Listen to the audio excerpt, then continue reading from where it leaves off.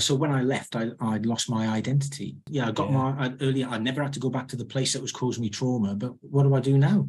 Cut me through the middle for the last 20 odd years. I was a cop. I lived inside and outside work with it. I did everything that they expected of me. There will be some people who think you shouldn't do it. There'll be people who go, big boys don't cry. Real men eat steak, drink pints of beer. We're always strong. We have no fear.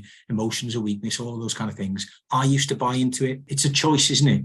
It's like, their opinion is a gift. You can either choose to accept it or reject it, and just go, yeah, that's great. Acknowledge it. Thanks. But try not to let it affect you.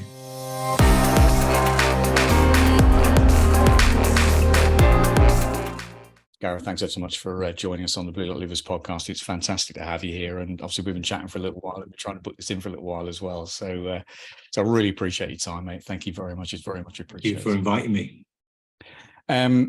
Okay, it'd be really good to know a little bit about you. So if we start with just a very brief summary of what you're currently doing, and then we'll go through your sort of post-school employment history, if you like, because there's a bit of a link, isn't it, between what you've done after schooling and where you've ended up. So what is it you're currently doing, mate? So I work part-time, a couple of days a week sometimes, doing mental health coaching, resilience coaching, if you like, some new skills that I've learned over the last few years as a result of some personal experiences that happened to me. And I provide coaching for individuals within large organizations and some private clients as well, in a manageable setting for myself, generally one-on-one. Like I say, a couple of sessions a week. I limit myself to 1 or 2 days because in this space, if you're an empath like myself and you're invested in the outcome for the individual, then you can give an awful lot of yourself as well, and you can end up becoming emotionally drained and kind of quickly heading out to a burnout or crisis stage yourself, especially if some things trigger you, which will become apparent from my perspective and the condition that I manage for myself. So I have to be incredibly self-aware, but also allows me to give back to other people as well. So in short, it's a long way of saying I do coaching, mental health and resilience coaching. Yeah, fantastic. You're doing amazing things. And so if we dial back a little bit and, post-school, what was it you then did from an employment perspective? What direction did you take? So born and brought up in a small, it's now a large Welsh town in the Swansea Valley, but a small Welsh town when I was there. Various jobs from an early age, and I left home at 19 and joined the Marines because I wanted some adventure, see the world, and challenge myself and fight for people. I guess I had this romantic idea of fighting for people who couldn't fight for themselves. Well, incredible thing to do. And I've worked with a few former Royal Marines, and just what you go through in basic training and subsequent training is just different level. It's extraordinary. So, well, I probably wouldn't have got on the train if I'd have known what the next 8 months were going to entail for me. I had a fair idea, but it was a massive shock to the system. Yeah, I can imagine. Well, yeah, I can only imagine. And so what did you do in the Royal Marines, and how long did you spend in the forces? So I did about 4.5 years, and I joined in 1994 till 99. And I was in that sweet spot of a time where there wasn't an awful lot of conflict for the Marines to be involved in, other than Northern Ireland. I finished off my time in Northern Ireland, but from coming out of training, I was incredibly lucky. I travelled pretty much all around the world on deployments. I did my Arctic training and mountain training, Romania, Norway. Then I volunteered for and was accepted through a training program to do anti-piracy for the handover for Hong Kong. So I did Hong Kong, Singapore, Korea. Had a fantastic time doing that. Wow. I'd done some deployments around America for some exercises with the US Marines. And then finally ended up for my last 2.5 years working over in Northern Ireland for 2.5 years, where I then eventually met my now ex-wife, but the mother of my children. And I decided after that period that I'd come out and look for a job that was probably more stable and more suited to a settled down family life. And so what happened then? What happened at that point? So in 99, we'd already bought a house on the mainland. And so we were living in Hereford, and I knew I wanted to go into the police. So I applied from Northern Ireland and had a few interviews, and I joined West Mercia Police in the autumn of 99. And then started a 20-odd year career in the police, which, for the lion's share of it, I absolutely loved. Yeah. So talk us through your policing career then, Gareth. What was it that you did, and what direction did you take? Well, I worked in an intelligence environment over in Northern Ireland. So when policing adopted the national intelligence model, that was really kind of like playing to my strengths. So after my initial probationary period in the police, I was offered a role in local intelligence team where I specialised pretty early around understanding RIPA, which was like a dark art for a lot of people, Regulatory and Investigatory Powers Act, and all the things, that permissive legislation that allows us to spy on members of the state, which sounds all very Jason Bourne, doesn't it? But, I was absolutely amazed because it's something I was familiar with over in Northern Ireland, but didn't think that mainland policing did it. And so to have the opportunity to work in that area was great for me. And I really enjoyed that. So intelligence development for a few years, then kids came along, and I was probably one of the first men in my force, particularly in the early 2000s, who adopted and requested some flexible working when the kids were young. So allowed my wife to go back to work, and I had some flexible hours, which had its challenges, culturally within the organisation, how you were viewed as, working flexible hours to spend time with your family, more time with your family. But then a little later on, then I wanted to become a detective. So I worked in serious and organised crime, took my covert policing skills across there, and that was good. Then I wanted to get promoted, and that's really where I started like flogging myself then for the organisation. And then I got promoted to shift sergeant, moved back down to Hereford from Worcester. I'd worked most of the areas in West Mercia Police. From there, then I went as a DS over in Warwickshire Police, because Warwickshire and West Mercia had come together in a strategic alliance. That was kind of pioneering nationally. And so I volunteered to go wherever they wanted to send me, because I wanted to go to inspector rank. Right. So that allowed me to gain some lateral experience. I got some experience running a CID shift across there. Then came back into my specialism of covert policing, and then did some project work, and became an inspector, shift inspector, local policing inspector. Kept myself on the call out cadre for SIO. To get qualified in initial firearms command.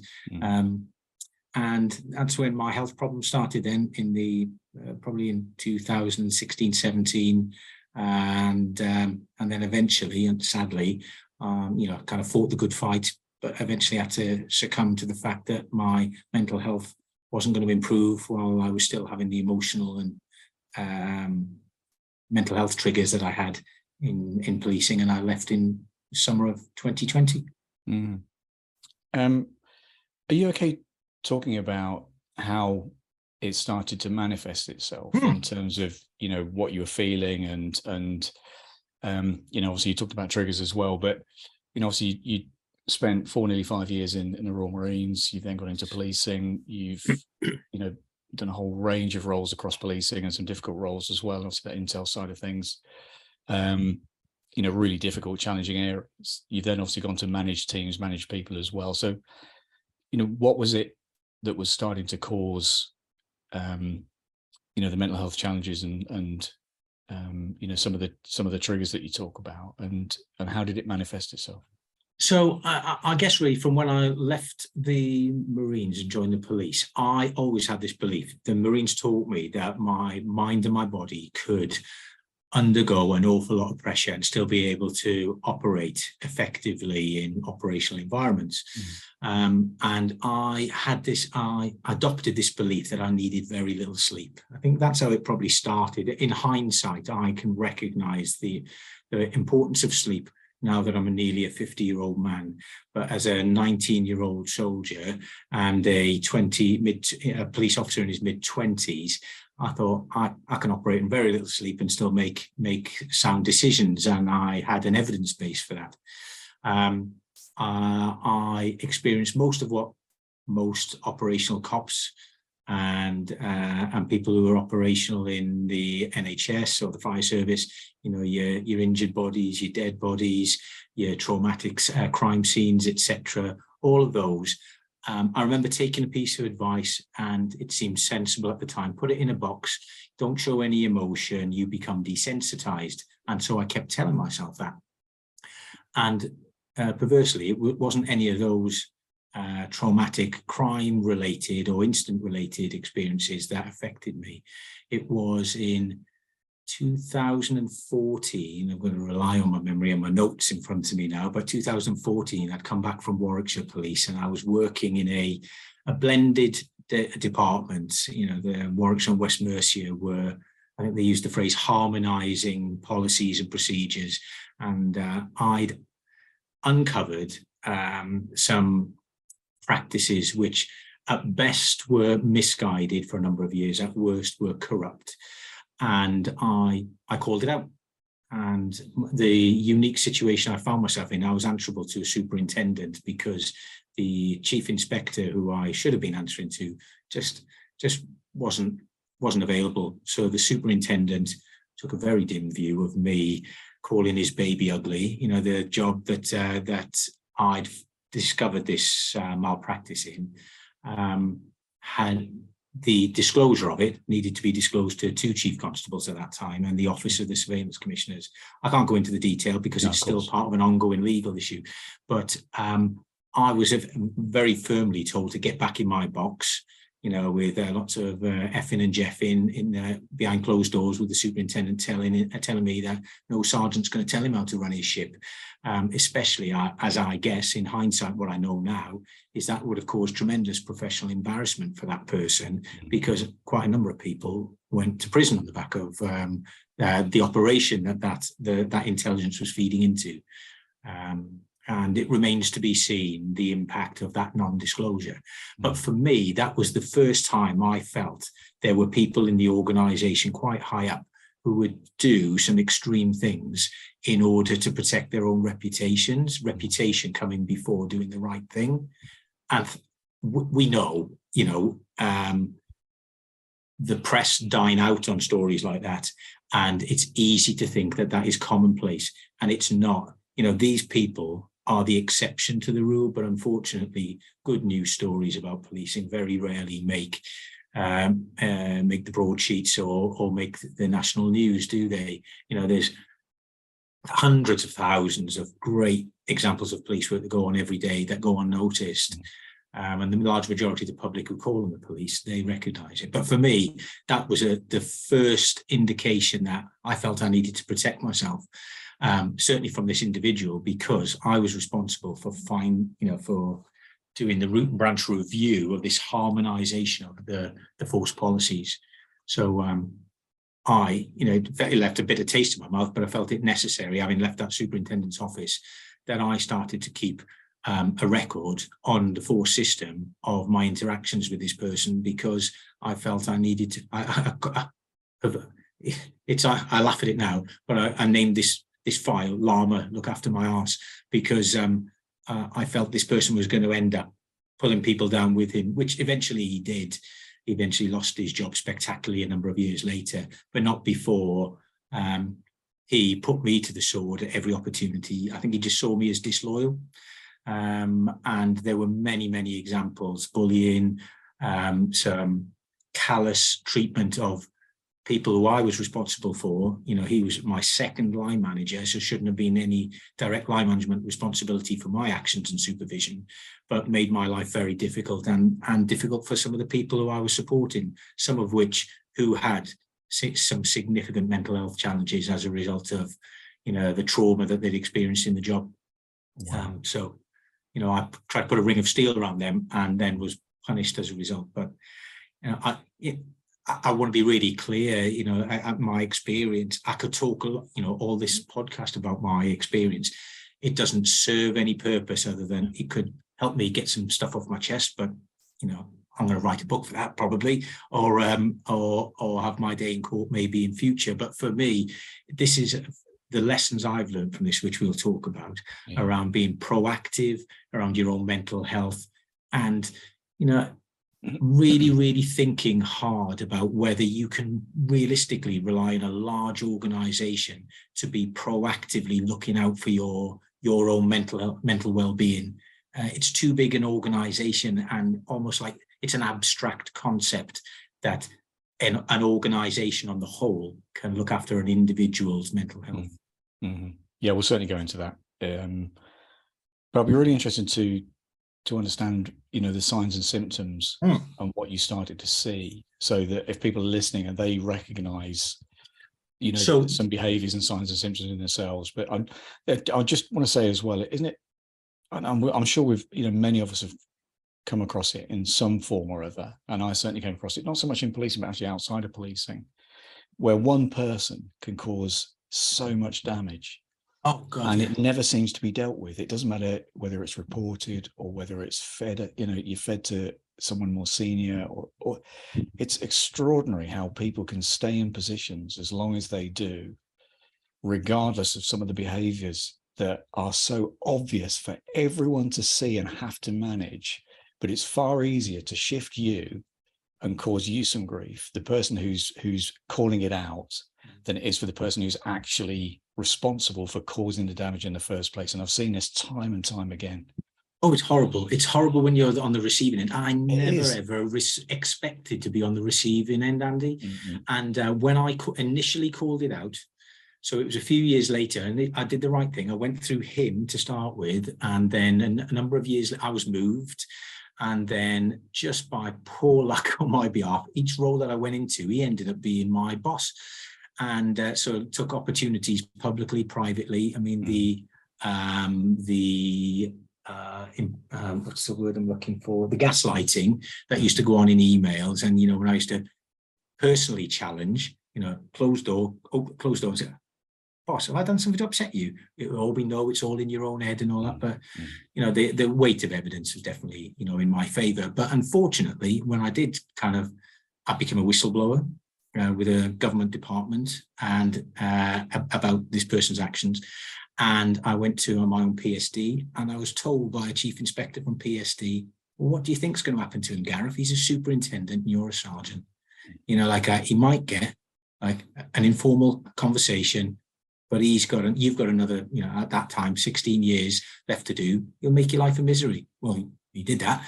And some people who are in a position to do stuff about it, this is commonplace. They decide to protect the people with power and influence. They're more believable the higher up the rank structure you go. And it's really sad, isn't it? And it does happen. Thankfully, it happens, I'd like to think, infrequently. But now I support people. Most of the people I've supported over the last few years, I've done for free, because I want to see them in a better place mentally than they currently were when they reached out to me for some advice. Yes, your original question was around the signs and symptoms. Was it like I found myself becoming hypervigilant and paranoid within the organization. I felt that moves were being made against me and I wasn't being listened to, and therefore somehow I was unbelieved, and therefore I felt that future opportunities might be taken away from me or would be denied. I'd seen some of the emails that this one person was sending and who they were copying in, which were really frustrating, because you can't go around and knock on the door of all those people, of the recipients of those emails, and go, "You're talking shit. It's a load of rubbish," you know. So there was an element of undermining your confidence that then affected my sleep. It affected me at home. I found myself spending more and more time. This is a curse of an ambitious police officer anyway, isn't it? You spend more and more time at work because you want to show yourself to be keen. You get offered those magic beans of the development opportunity to, you know, show how serious you are about promotion. I did all of those. I swallowed those magic beans and I did all of those things. And I found myself working harder and harder at work, and my home life was suffering as well. And when I was at home, I was tired and probably quick to react. Struggling to find the joy in some things. I took my supervisory role very seriously and wanted to protect my people. And that comes from being in the Marines. The Marines culture is one of, unselfishness. You put everybody else first before yourself. Team first, then your mates, then yourself. I was always cheerful in the face of adversity. That's another Marines trait. And then that started, the culture within policing became a little bit more toxic and a bit more difficult to use. Below decks humour, which now we're seeing that being used as a different lens to look through policing at, where people deal with things that would seem inappropriate to people who hadn't experienced it, as a means of diffusing highly stressful situations, not making fun of situations, but using it in the appropriate context. People being scared to use humour in the workplace for fear of causing offence. There's a difference between obvious offence and selective offence, isn't there? But again, that's another. Don't want to sort of walk headlong into a political discussion around what's offensive and what isn't. But for me, it just crept up on me, Andy. But it got to a stage where in 2017, I describe as falling off my perch. I was a police inspector, a local policing inspector. I came in to read some emails at the start of my shift. As is, again, most people would recognise this. You come in early to do your emails because once you start the day, you don't get, with all the work that's coming in, you don't get a chance to get on top of the emails. They breed overnight, don't they? And so I was looking at some emails and my head shut down. It was like looking at a snowstorm. I couldn't make sense of the emails top to bottom. I couldn't read them alphabetically, top to bottom, back to front in date order. And I was petrified. Absolutely, for the first time in my life, I was worried that something had broken inside of me, and I really didn't know what to do. And so the first thing I thought, I could picture the person I needed to speak to, which was a chief inspector of mine, who was my line manager. I could picture their face, but I couldn't remember their name. So I tried to instinctively go into the force directory and search their name. I couldn't remember their first name or their last name. My mind had shut down. And I don't mind saying, my heart was jumping through my chest. I didn't know what to do. I ended up speaking to a colleague across the corridor and I said, is the chief inspector on today? And they mentioned their name and that prompted my memory. And I left them a message and I went home and I was getting divorced at that point. So I had a flat and I went home and I cried for about 3 hours, and I couldn't tell you why. I cried through. I knew I was in the stingies, and I eventually rang GP for an emergency appointment. I explained what the situation was, and I got signed off for initially 6 weeks, and that just gave me a bit of breathing space. It kind of allowed me to tip my cup that was overflowing, tip it out, got a little bit of a breathing space at the top of that, a little bit of space in the top of my resilience cup. And I went back too soon. And a year or so later, I went again, and I went big time, and started getting support through the force. I paid for an independent diagnosis because I was getting mixed messages as to what it was. Get back into work, get amongst familiar faces, you'll be better, you'll feel better, get back on the wagon, get back into work. You don't want to become de-skilled by being off for too long. All of these things, which are incredibly unhelpful because it doesn't put you first, it puts the job first. And also because most of us were in this job in order to help other people, including your colleagues who you stand shoulder to shoulder with. And so consumed by anger, sadness, fear, hurt, guilt and shame. The guilt and the shame of having an unseen illness was appalling. It was almost insurmountable. And I've worked with people since who've had so many dark thoughts as a result of it and thinking the world would be a better place without them, or they can't reconcile that guilt or that shame of having an illness that no one can see, let alone understand, because you don't understand it yourself at the time either.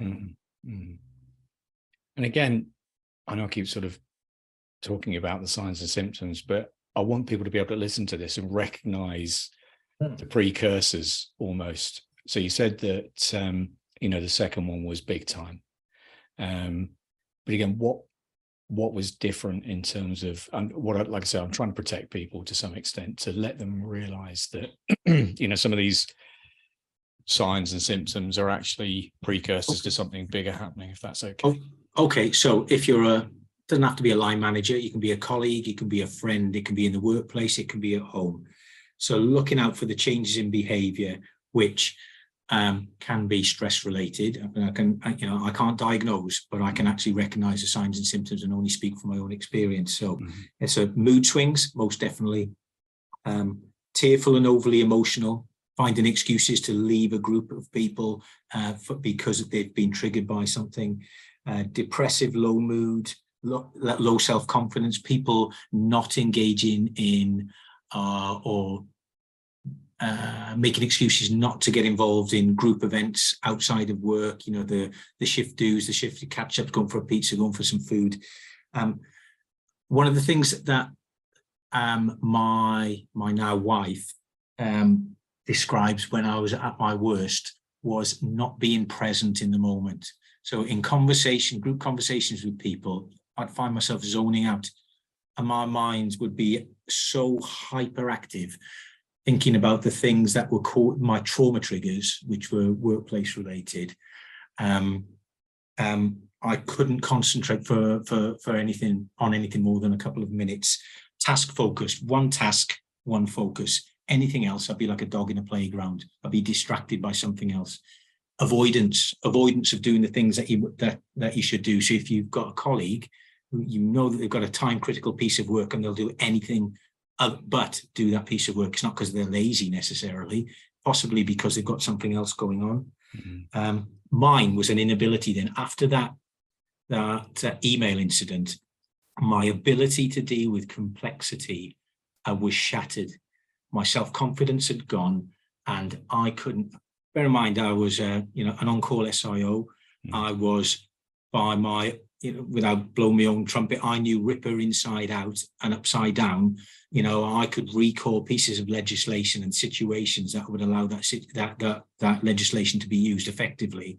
I couldn't even remember simple paragraphs or circumstances where I'd used it. Self-isolation and withdrawal from people is a big one. But those were some of my triggers, and it's behavioural change really. And I know, I think we have it to death, but you can't say it enough really. Asking people if they're okay, how they're feeling. A little conversational trick I picked up on was asking, and this works with your kids as well, particularly teenage kids who want to disengage and spend their time in their room because they rather crawl up their own backside than talk about personal stuff with their parents. But, saying, how are you feeling? If they give you a word, I feel shit. How shit? On a scale of 1 to 10, so you get a name, grade it, how severe is it? It's an 8. Do you want to talk about it? That's it. That's it. The sum total of it, 3 things. What is it? How big is it? Do you want to talk about it? If they say no, respect their decision to say no. Works in the workplace, works with teenagers. But if you say no, they say no, and you say, okay, I'm here for you if you need to talk. Disengage. The amount of times when people feel ready then will come up to you because you've respected their boundaries, you've listened without judgment and gone, right, well, when you're ready, I'm here if you want to speak. And that might just be all they need to say, I need to, what, my cup's running over, I just need to decompress. That's stunning advice, Gareth. Thank you for that. And, I know it's difficult to talk about, but I really appreciate you opening up as well and talking about, what you went through. I couldn't have done it a few years ago. Yeah. No, it'll really help people. So thank you for that, mate. That's really good of you. Thank you. So you spent in total around 21 years in policing, didn't you? At what point did you get to and why did you leave? Well, I don't know why I even thought about this, because I knew I was in the stingies. That's my phrase. I wasn't right. I'd come back to work in between the email issue. I'd think I was being protected a little bit. I was put on a change program, which turned out to be even more stressful than my previous inspector's role, because it was on a change program that was called Strada, Strengthening and Deepening the Alliance, I think was the acronym that they put it together. And we were less popular than PSD. You see, PSD had more family members and, you know, people inviting people to sit down in the canteen than the Strada team were. But because we were unpicking some work, and it was effectively people's jobs then were moving around, and some people would be having to reapply for their jobs. So it was an unpopular role that I was doing, but I was still answerable to this bloody superintendent who was, you know, kind of sticking a dagger in me back every opportunity he got. But I'd gone for my chief inspector's board at that time as well. And I was supported, which surprised me. And I think it's because, so I was pleasantly surprised because I knew I had the skills deep down, but I just wasn't functioning 100%. And that became apparent in my board as well. I failed my board, and I can maybe another podcast as to like board experiences, but I had some very polite feedback back there, but I definitely wasn't, you know, passing muster. And there are a number of other things that were going on in my personal life as well as my professional life, and I felt I was fighting on all fronts. But yeah, I got to that stage, and then I was off sick for about a year. Then when I dipped again, I could see the signs this time though, because I'd had by this time about 30 odd sessions of CBT and trauma counselling with, you know, some wonderful people who the forces employ. There are also some cop-outs as well. Not in West, I can't say about West Mercia, but I've heard some horror stories in other forces where they use, like, you know, the 30 quid therapist, the people who've done, like, you know, a half a day course online and then consider themselves a therapist, and then they'll use those because it's a cheaper way to get therapy to the masses or get people talking.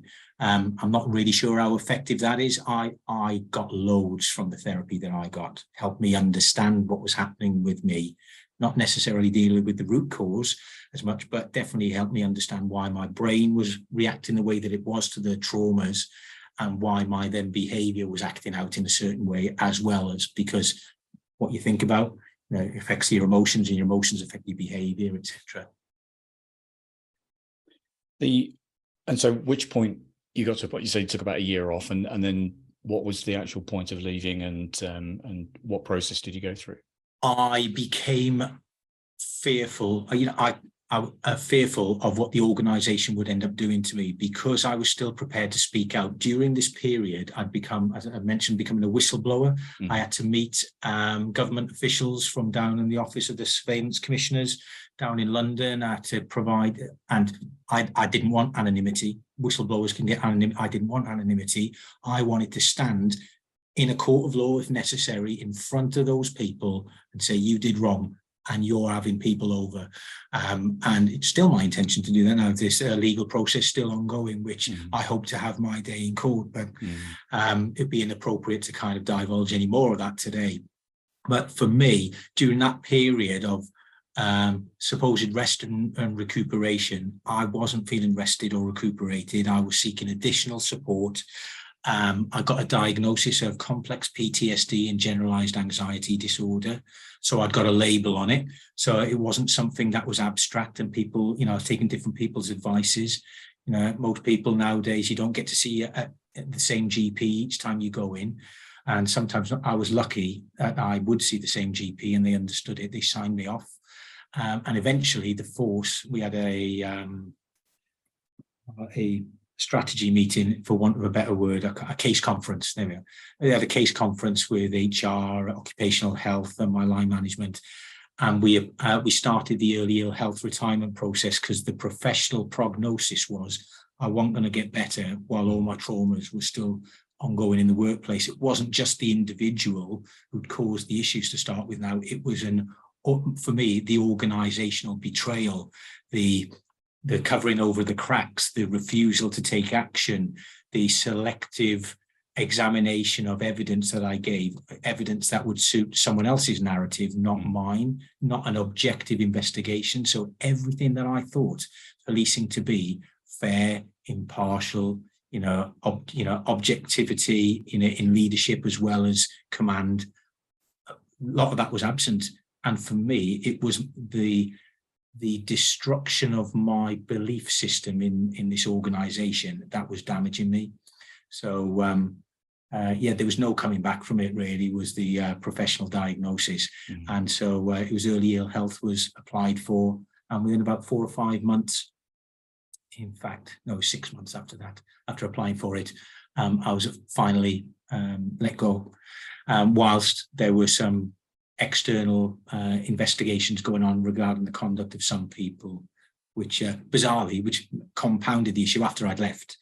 There was a grievance that was upheld, some of which within there were aspects of it that they didn't investigate, or some people refused to get involved in the investigation because it was they couldn't be compelled if it wasn't misconduct. And they said, yeah, it's been upheld, but effectively you've left. Superintendent, he got the sack a few months earlier for some other issues, and said, like that, so that's it done, there's nothing more we can do, which we know is wrong. But we'll just leave that to the lawyers to sort out the rest of it now. But it was just, for me, it was just the final kick in the teeth. So all the stuff I'd been raising my head about for a couple of years, they'd said, yeah, it's upheld. But anyway, you've gone, he's gone, end of chat. We'll learn some lessons though. But no, nothing. No. The feedback loop was never closed.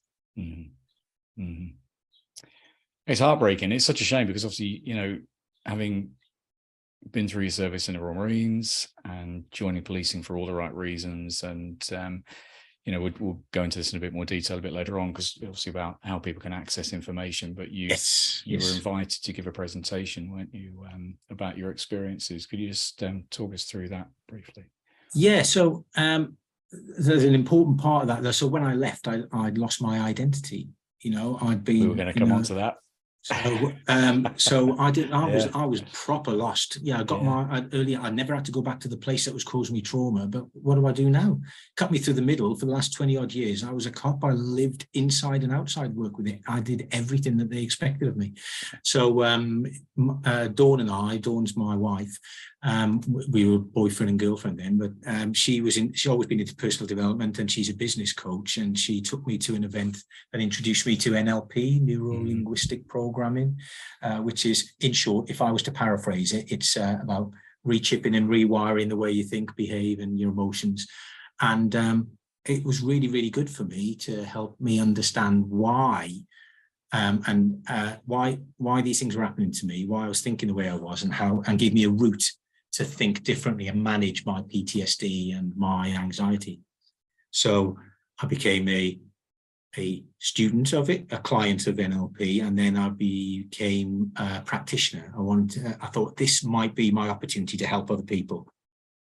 So I kind of learned some skills, but I needed to practice. So I actively sought out people who wanted help, and I worked for free to practice my skills, but more so to feel valued, to get some sense of purpose, to continue to be compassionate and help other people. And I did that for a number of years, and I stayed in contact with only 3 people who I used to work with. One lady who is now Chief Constable of North Wales Police, Amanda Blakeman, wonderful lady, supporter of mine from when I joined, and she was my divisional training officer when I joined, and she instilled in me the concept of truth to power. Now, don't get me wrong, there have been occasions over the years where I kind of tried to give some truth to power when Amanda was in senior positions, and, was listened to. And sometimes, I had to be told, you've kind of pushed your luck a little bit there. There's an etiquette to this. So I definitely would push the boundaries ever so slightly. So truth to power within the rules. But Amanda has maintained contact with me and has been a supporter. And she gave me an opportunity last year to share my experience of PTSD in policing and my battle with the toxic subculture that exists across policing, the thing that allows imposter syndrome to foster, that allows people to adopt learned helplessness, relying on the organisation to solve all of your problems. And as I said before, an organisation as large as policing can't possibly understand what's going on inside your head. But Amanda, as the national lead for a number of issues, particularly disability awareness, invited me to speak at the national conference along with Simon Nelson, who's the Disabled Police Association lead at the time. Now he's retired. Hopefully he's enjoying his retirement. They invited me to speak, and it was the first time I'd spoken in front of police colleagues for 3 years, and it was very, very unsettling. It was, and also very healing for me. I got emotional. I know the videos have been serialized on LinkedIn, and I got some wonderful feedback from it as well, in the room and outside of it. But it allowed me to share my experiences, because I got to the stage eventually, I got myself to a new belief in my abilities to share, that lean into my vulnerability. There will be some people who think you shouldn't do it. There'll be people who go, big boys don't cry, real men eat steak, drink pints of beer, we're always strong, we have no fear, emotions are weakness, all those kind of things. I used to buy into it, I don't anymore. And if you think about it, every heroic situation, or every situation or event where you can tag courage or courageous actions in there, there's vulnerability there as well, isn't there? People are in vulnerable situations. So I'm okay with it now. You can ask me any questions you like. Don't get me wrong, there are things that still trigger me, and I live with this, and my bandwidth is massively reduced, but I rely on notes for everything now. You know, people are listening to this, but I've got my notes in front of me. I couldn't, if I was to do this freestyle, then there'd be a different stuttering wreck you'd have in front of you. But it's such an incredible story, though. And if I could just backpedal just a fraction, just to that point where you realised that you were leaving the job on ill health, and obviously we spoke about identity, and that's, you know, it's very, very common, and I think it gets forgotten for people who are leaving through ill health. I think it tends to be thought of more for people who are, you know, leaving at that 30-year plus stage, but not so much for those leaving a little earlier on ill health, and there's very little support in place. Did you have any idea at that point, Gareth, what it was that you were going to do? Were you literally, it was, I'm leaving and I don't know what I'm going to do, and all the sort of stress and anxiety around that as well? I still didn't believe it was true until the day of my retirement. I got the letter telling me when it was going to happen. I knew that, you know, when you retire through ill health, your pension is brought forward, etc. So I was less stressed around how I was going to pay the bills. Still had to work, but I didn't know what I was going to do. And you hear people say glibly, "Oh, I'll push trolleys and do whatever."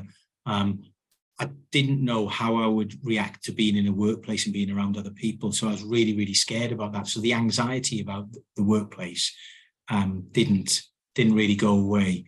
But I was relieved that I was no longer going to be in that, what I saw, a very toxic environment at that point, which today, of course, it's not a toxic organization. There are elements of it. There is a subculture which people are aware of. There's nobody naive to it. I refused, other than people who just have walked through the door. But then again, you wouldn't really kind of tee those people up and say, now listen, you are going to see some awful things. You are going to be traumatized through your career. And we have got some methods in place to be able to support you, some structures, but it's not fit for purpose, because even our occupational health teams are going off with overwhelm and stress.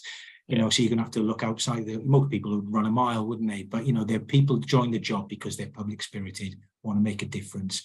And so they weigh it up, and it's worth it when you've got all the resilience in the world when you join. And I think the key thing for me is about being proactive in supporting that and enabling people to stay ahead of that wave, you know. So what can people do then to make sure that or what could organizations do you think, to stay ahead of that wave? I think I've long been saying about being proactive rather than reactive. So, you know, you would never, ever take your kids on holiday and let them play unsupervised around a swimming pool if you hadn't taught them to swim. Because bringing them back from the bottom of the pool and the trauma that goes with it is far harder to get them rounded and effective and functional than it would be if you ever invested in the swimming lessons at the front end. So you can put on as many mental health first aiders to recognize the signs, to be able to signpost. You're not there to diagnose, you're there to signpost, aren't you?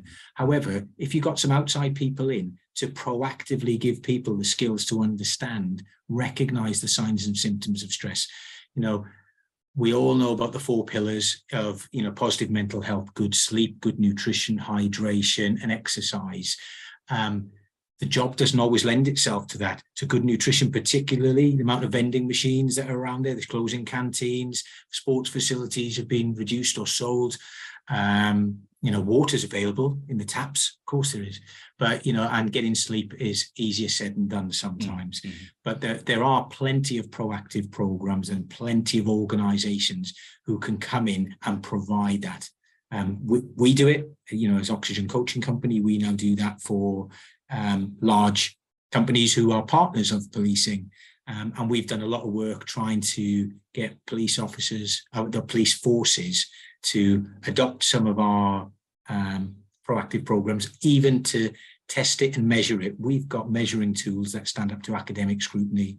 Warwick and Edinburgh University have a Warwick and Edinburgh mental wellbeing scale that we use before and after our programs to measure the success of them. And there's other resilience methodology as well for measuring people's resilience. And I believe the police rehabilitation centres have got some good programs as well, haven't they? Where they've had some successes.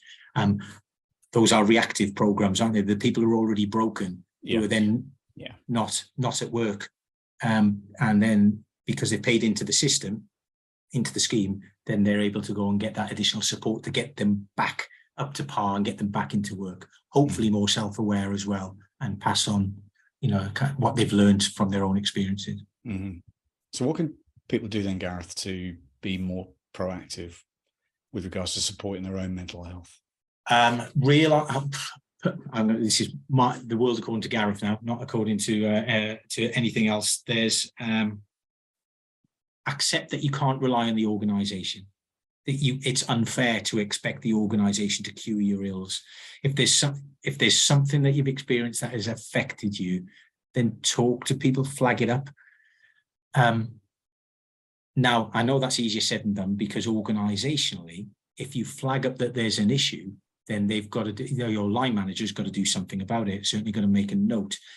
And the learned helplessness and the imposter syndrome that is fostered within police culture comes from, I believe, the fact that if you say there's a problem, I've got to make a note of it, signpost it. I might not support you. If I'm your line manager, I might not support you for that role that you want to go onto firearms or to the police dogs or fast response, because I believe that you might be experiencing some mental health challenges. So people are worried about being judged. Now, all the posters in the world, and you can have as many chief officers or senior officers who go on LinkedIn and say what wonderful things that their forces are doing. But the proof is in the pudding. It's, take on board the staff surveys. What they say is it isn't working. I suppose what I'm saying is you've got to fight for yourself. Don't expect the organisation to do it. So be proactive in terms of getting the exercise. Don't compromise on your breaks where operationally, operational exigencies of your duty prevent you from having a break, then fine. But getting plenty of fluids down you. The listeners can't hear this, but I've emptied my glass of water. You're drinking your several litres in your bottle there as well. I've never felt so energized since coming out of the police and enforcing my rehabilitation through regular exercise, changing my diet. Sleep comes eventually, but there's plenty of apps out there. I was using meditation, Paul McKenna. I was using Calm. There are many sleep stories. Same, yeah. And they made an immediate difference to help me start to get some sort of rest and allow my brain to find some way to kind of retune itself. But if you start with those 4 things, those 4 pillars, try and get enough rest. Not easy coming off your 6th day, going into your first rest day, and you're trying to keep yourself awake because you want to spend time with the family. Good food. Don't use alcohol as a crutch. And again, it's not just a police culture, it's across the fire service and many other kind of organisations and jobs where you come, I've had a really shitty day today. Take the top off a bottle of wine, and before you know it, you can't just leave it open. It might go off. And then all of a sudden, then you're going, it's starting your 2nd day on your rest days and all that, feeling a bit fuzzy, but you're telling yourself, this is the way that I relax, by reaching alcohol.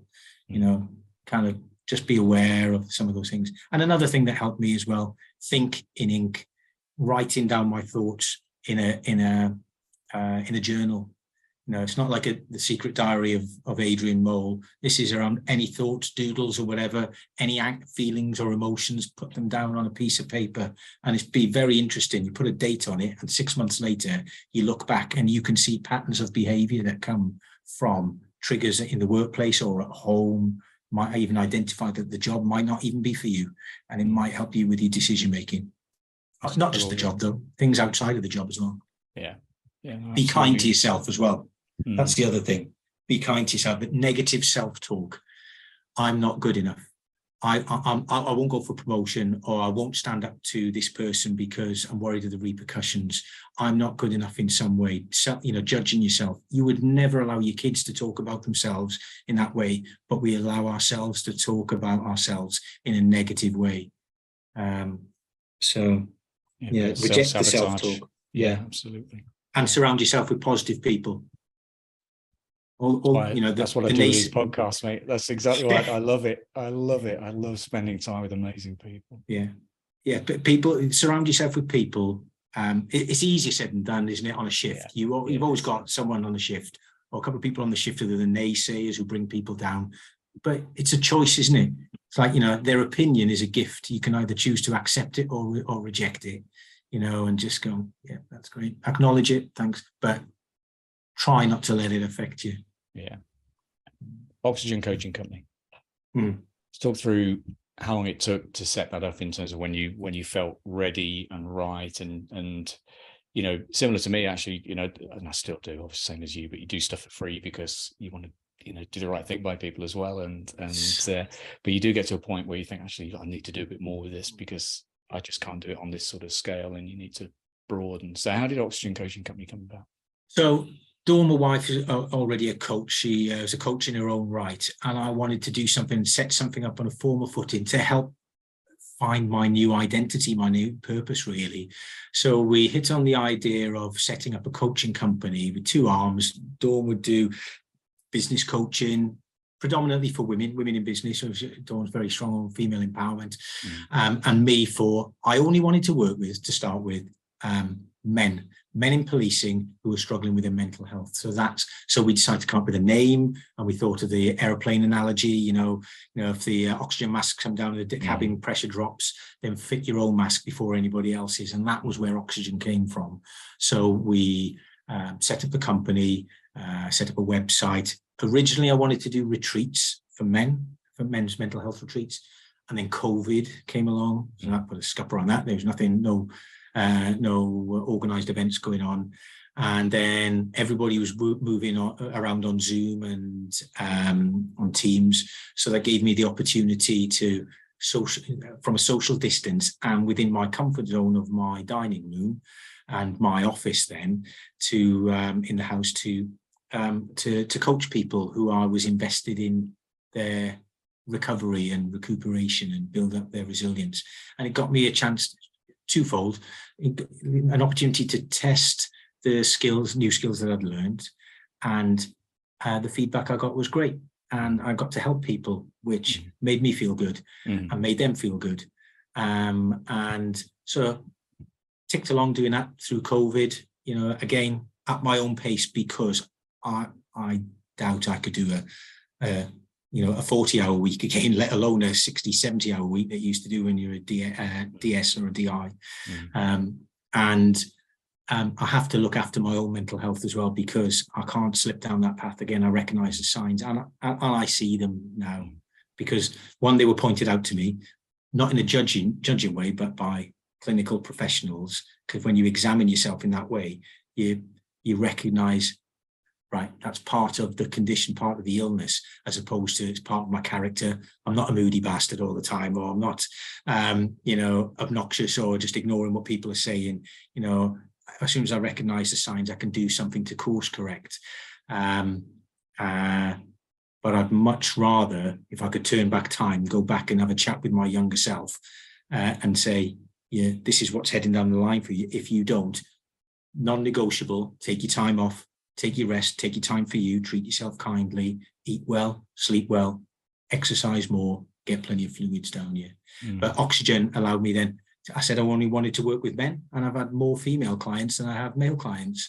And I don't know what the reason is behind that, but I'll gladly take it, because I get to help people, and it's not a gender related thing. It's not just a male problem, it's a female problem as well, and I get to see both sides. So got onto LinkedIn, and I'm super cautious about social media, because I don't like the negative stuff that's on there around. I don't engage with Facebook or any of the big hitters, Twitter and the like, because there's more negative poison out there than I feel of anything that's constructive. And I've got to be honest, over the last couple of months, there's been, LinkedIn is starting to creep a little into a little bit of mission creeper in that regard, which I kind of every now and then have to kind of disengage from and not check my feeds, because some of the things kind of, again, they do trigger me, and I'm aware of what my triggers are. So back to your thing about Oxygen. Sorry, just to finalise. So we're now getting some traction with some private companies. Again, with Dawn and myself. Dawn does the lion's share of it, in fairness. So she does the heavy lifting on a lot of this stuff. But they're companies such as Forensic Access Group and Interforensics. They've been very proactive over the last year in providing decompression sessions for their staff, which we provide. And for anybody who's in crisis or approaching crisis, or they recognise the signs that we talked about earlier on, changes in behaviour and productivity or sickness, then we provide a bespoke program for that, which is based on NLP principles, providing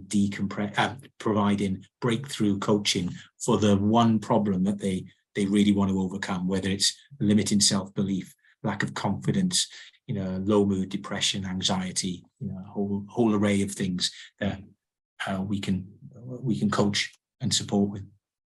It's great that it's getting so much traction as well, and they're able to work together, and you work into your strengths, and it still gives you that sense of purpose and that reason for being as well. All the things that you joined the Marines for and you joined the police for as well, you're now doing outside and really making an impact.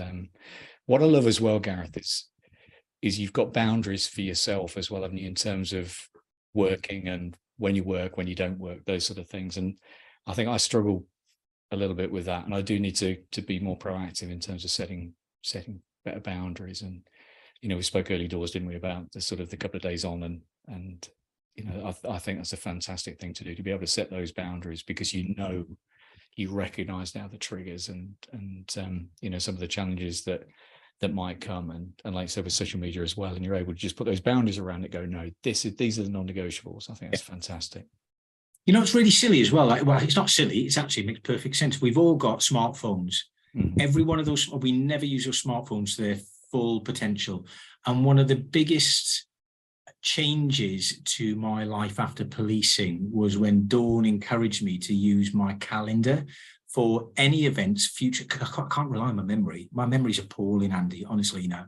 My short-term memory. I can remember really daft facts, though, from when I was a youngster or like early on in my career. People's, obscure things that happened. I can remember that in forensic detail. But stuff that I did earlier on today, or why I walked into a room sometimes, really throw me. But I live by my calendar, and it's a shared calendar now.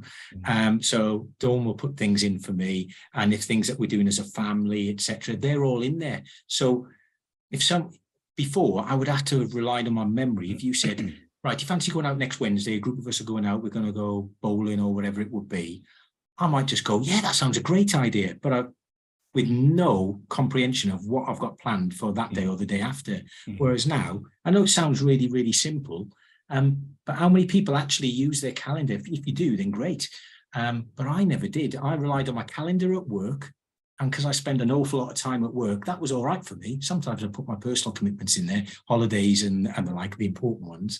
But outside of work, no, I never use a calendar at all. Not something. And I carry my phone around everywhere. You know, it's the thing you check your pockets for every time you get up from a seat, isn't it? You know, make sure it's always on you. So do you reminders as well?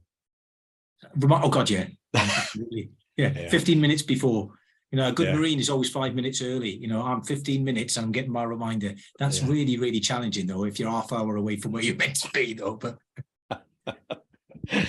I know we're having a bit of a laugh about this, but it's a shame that we get to this point, I think, isn't it, in terms of, and you know, the triggers and the causes and all the issues that have got you to that point. But I could take myself down into a spiral if I didn't laugh about myself. Absolutely. Honestly, you know, and that's how we choose to deal with it in our household as well. The kids even as well. You know, when they'll tell me things and I'll go, oh, I didn't realize that happened. Oh, you're going out with tomorrow. I've told you this already. You're dropping me off. Oh, am I? Oh, okay. Right, fair enough. I think my lad does that to me. I've got a 15-year-old daughter and 16-year-old lad. And I think my lad does that to me just to try and confuse me and just to get me to agree, even if he's not told me something. He'll say, "Yeah, definitely told you." You know. So,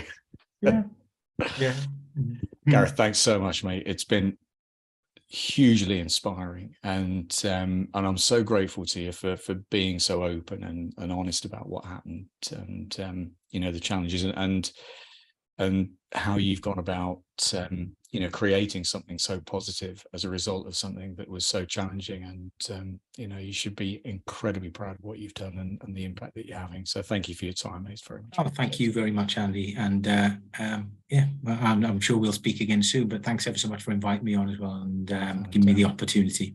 Yeah, we absolutely will. And if people want to get in touch with you, what's the best way of doing it? Either through the website, oxygencoachingcompany.com, or you can send me an email, gareth@oxygencoachingcompany.com, or on LinkedIn. Fantastic. Thank you, mate. Thanks again for your time. Absolute superstar, and look forward to catching up again soon. All the best then. Thanks, mate. So massive thanks to Gareth for his time and just for being so open and honest as well. It's a brilliantly inspiring interview. And he really is making a difference now with Oxygen Coaching Company. And I'm just so pleased that things have worked out so well for him, having been through such a tough time. And again, you know, massively grateful. So if you like what you've heard, don't forget to leave a review. You can do that through Spotify and on Apple. And it just really helps to get the message out there that this podcast exists. Don't forget to share it as well. If there's particular episodes you like, then share it with your friends. And don't forget, we have our event happening at Millennium Point, the Out of the Blue event in partnership with Hay and Ignite Your Own Potential. And it's going to be a fantastic day. It really is. So to find out more, if you go to bluelightlevers.com, right at the top, it shows you more about the event itself, what we're doing on that particular day, some amazing exhibitors and speakers. And as a bonus, lunch is included as well. But anyway, I hope you've really enjoyed listening to this. And we'll speak again soon. Take care. Bye for now.